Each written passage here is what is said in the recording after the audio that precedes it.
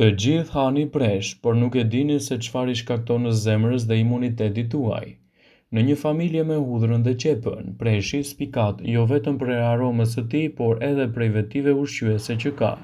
Ndonse jo aq të përdorura sa qepët dhe hudhrat, preshi ka veti të befasueshme ushqyese dhe lehtësuese për organizmin.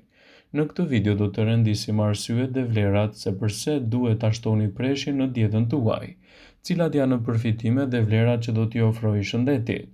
Preshi është i pasur me minerale. Preshi është lehtësisht i tretshëm. Rekomandohet edhe për florën bakteriale të aparatit tretës duke përmirësuar dhe rindërtuar atë. Rimineralizon trupin në rast të mungesave. Pastron trupin, ka efekte laksative.